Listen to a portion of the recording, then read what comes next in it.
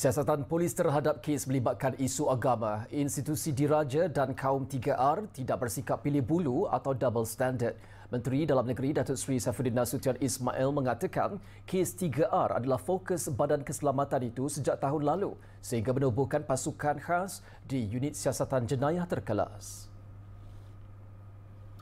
Datuk Seri Saifuddin berkata tanggungjawab polis adalah menjalankan siasatan terperinci selepas menerima aduan berkaitan segmen 3R di negara ini. Saya tahu sejumlah kertas siasatan yang dibuka, berapa yang berakhir dengan pertuduhan dan kadang-kadang siasatan itu lengkap tapi DPP memilih untuk tidak membawa ke pertuduhan.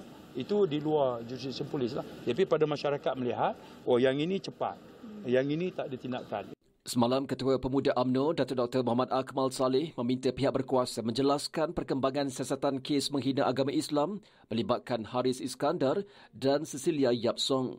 Persoalan itu timbul susulan isu 3 penyampai radio disiasat berhubung dakwaan mempersenda upacara agama Hindu baru-baru ini.